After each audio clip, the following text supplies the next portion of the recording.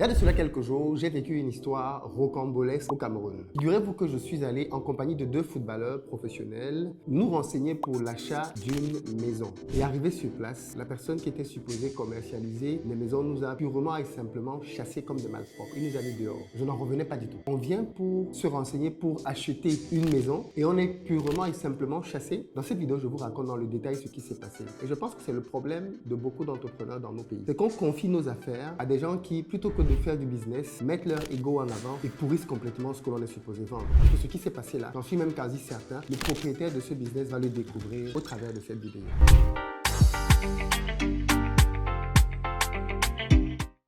Salut à toi, bienvenue sur ma chaîne, moi c'est Philippe Simon. Ici je te parle de business parce que c'est avec ça qu'on va développer notre communauté. Donc si tu es nouveau et que ça t'intéresse, tu t'abonnes. Pour ceux d'entre vous qui, comme moi, voulaient lancer des business pertinents en Afrique, rejoignez l'académie de formation que j'ai créée dans laquelle mes équipes et moi vous aidons à déterminer les bonnes idées de business et à les implémenter. Vous avez un numéro WhatsApp qui s'affiche. Si vous êtes en Côte d'Ivoire ou alors si vous arrivez prochainement à Abidjan et que vous avez besoin d'un véhicule pour vous déplacer ou alors d'un appartement pour votre séjour, sachez que nous avons plusieurs véhicules qu'on peut mettre à votre disposition en fonction de votre budget. Vous avez le numéro qui s'affiche. Nous avons aussi la possibilité, comme j'ai dit, de vous mettre à disposition plusieurs appartements. Les liens sont dans la barre de description.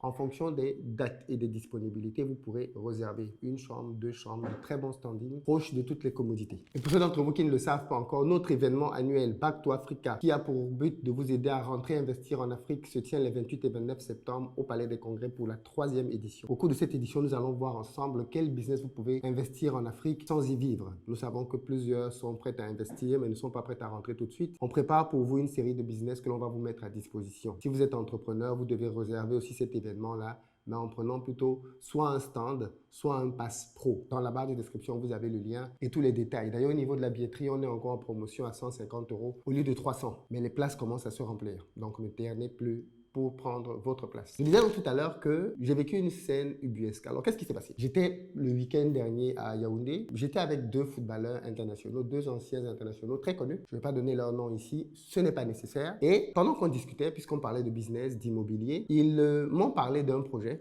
à Yaoundé d'une personne qui vendrait des appartements à 300 millions de francs. Je dis, mais 300 millions de francs, 450 000 €, c'est pas un peu cher pour des appartements? Ensuite, ils m'ont expliqué que, en fait, l'un d'eux m'a expliqué parce que le deuxième ne savait pas du tout de quoi il s'agissait, tout comme moi. Celui qui était au courant du projet m'a expliqué qu'en fait, c'est un projet un peu comme à Dubaï. À Dubaï, je ne sais pas si vous êtes au courant de ça, mais il y a un truc qu'on fait beaucoup à Dubaï, c'est que des promoteurs immobiliers prennent l'argent des particuliers pour leur vendre des chambres ou des suites dans un hôtel. C'est-à-dire qu'on construit un hôtel et par exemple, dans cet hôtel-là, on te vend une suite ou une chambre. Tu deviens le propriétaire de cette chambre-là, mais elle est dans un hôtel. Ce qui fait que toutes les recettes que cette chambre-là va générer te reviennent, hormis bien évidemment les frais de fonctionnement. Et donc, c'est un business model qui a fait fureur à Dubaï, qui continue d'ailleurs de se faire aujourd'hui. Et bien, ce promoteur-là a eu la brillantissime idée de ramener ça au Cameroun. Il a donc décidé qu'il allait créer un hôtel de très haut standing, dont je tairai le nom ici, parce qu'il va faire ça au travers d'une firme. Mais ce qu'il a voulu faire, c'est donc de dire que il va vendre à 300 millions dans son hôtel-là des chambres. Donc, en gros, quand on dit que 300 millions, ce n'est pas 300 millions pour uniquement avoir une chambre. C'est 300 millions pour avoir une chambre dans laquelle on va mettre un standing insolent et que derrière, on va commercialiser pour vous. Donc, en fait, vous devenez propriétaire de la chambre, quoi. C'était un peu ça le deal. Je me suis dit, mais est-ce qu'on peut aller voir? Donc, on s'est donc déplacé. Et on est allé sur place. Quand on arrive donc sur place, je suis avec deux footballeurs, donc forcément très connus. Quand on arrive sur place, tout de suite, le chantier arrêté, oui, les pros, on commence à les saluer, on commence à les reconnaître. Difficile d'être discret. Et donc, on explique pourquoi on est là. On aimerait bien prendre des renseignements par rapport au projet. Parce que quand on arrive, l'immeuble, le gros œuvre, on voit bien que le gros œuvre va bien avancer. Il y a des ouvriers dans le chantier qui sont en train de travailler.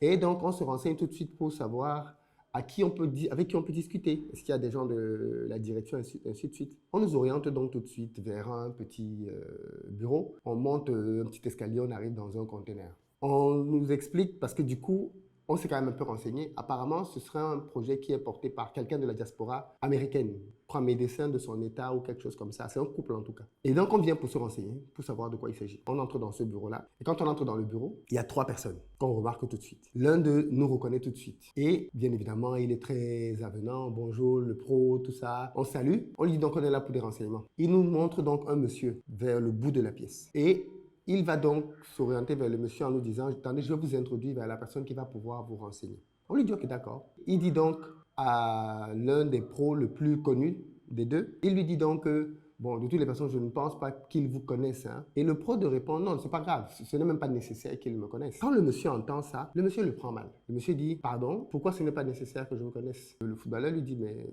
est-ce qu'il y a besoin de me connaître pour me donner des renseignements? On est là pour avoir des renseignements. On n'est pas là pour que l'on nous réponde parce qu'on est tel ou tel. Donc, vous n'avez pas besoin. Si vous ne me connaissez pas, c'est tant mieux. Le monsieur se fâche. Il dit non, c'est un manque de respect.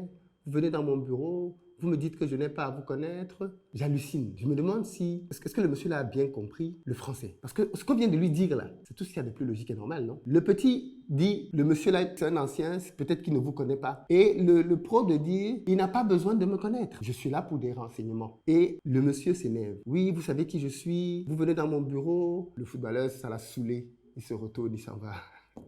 Moi, je reste là parce que je suis choqué. Je demande au monsieur, mais attendez, c'est comme ça que vous répondez aux clients? Nous, on vient ici parce qu'on est intéressé par votre projet, on en a entendu parler, on vient de loin, on vient jusqu'à vous, on vient dans vos bureaux pour se renseigner sur le produit que vous proposez et vous ne nous renseignez même pas, vous nous mettez dehors. Le monsieur dit, oui monsieur, je vous mets dehors. Je dis, bon, honnêtement monsieur, je ne suis pas sûr que ce soit votre projet parce que je vois mal comment... Quelqu'un qui a fait un tel investissement, qui cherche des investisseurs, pourrait mettre dehors de potentiels clients. Ce que le monsieur vous a dit n'a rien de méchant. C'est même totalement normal. Il n'a pas besoin que vous le traitiez comme étant un footballeur. Si vous ne le reconnaissez pas en plus en tant que footballeur, c'est tant mieux. Il a besoin d'être traité comme tout le monde. Il est venu pour avoir des renseignements.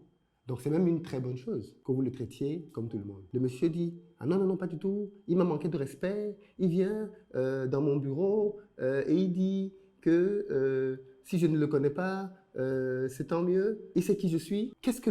Il sait ce que je suis. C'est-à-dire, j'essaie de trouver la logique dans le raisonnement du monsieur. Je ne comprends pas. Je dis, mais monsieur, franchement, je ne comprends pas la logique de ce que vous êtes en train de dire. Le monsieur se lève. Il se lève et il me dit, monsieur, vous vous mettez dehors vous aussi. Il me dit, monsieur, vous vous mettez dehors tout de suite. Je dis, mais... ok. Et quand il dit ça, c'est comme s'il me disait qu'il rentre, n'est-ce pas? Je regarde le monsieur, l'autre footballeur était encore là. Je le regarde, je me dis, mais est-ce que j'ai raté un épisode? Qu'est-ce qui justifie maintenant qu'on est en train de nous mettre dehors? On est venu pour se renseigner, bon sang. Il nous dit maintenant de sortir pour rien comme ça. Le Cameroun est vraiment un pays dangereux. Et à ce moment-là, le plus improbable se produit. Une jeune fille qui était dans le bureau se lève. Il y a toujours des gens qui ont été lobotomisés. Une jeune fille se lève, elle vient nonchalamment.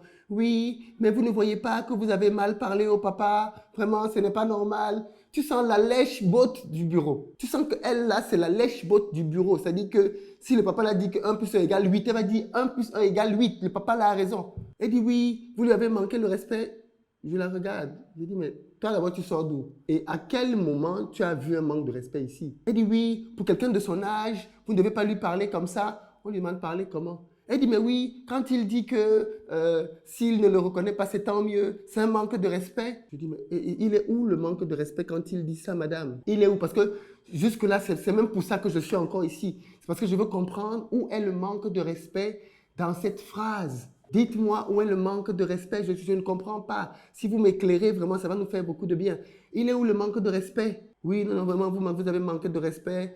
Le monsieur me dit, monsieur, je vous ai dit de vous mettre dehors tout de suite, tant que sa tension ne fait qu'augmenter. Il dit, non, monsieur, je vais partir. C'est dommage parce que je ne sais pas si vous avez l'habitude de faire ça. Et l'un des petits qui était là dit, oh, c'est souvent comme ça ici. Vraiment, le papa là, je le connais, c'est pour ça que je voulais faire l'introduction, de peur que ça ne dérape. Je me suis dit, ah, donc le papa là est coutumier du fait. Donc c'est le papa qui ici là, il est tout le temps sur les nerfs, il chasse les gens. Mais à la fin du mois, je suis sûr qu'il doit demander son salaire. Mais il vend quoi alors quand il chasse les clients? Parce que moi, je voulais quand même que le monsieur qui a ce projet là, qu'il sache ce que le papa l'a fait. Parce que je suis sûr que ce genre de choses, il ne doit pas être au courant de ça. Il ne peut pas être au courant de ça, investir des milliards, laisser un monsieur comme ça venir bousiller son business en chassant des clients.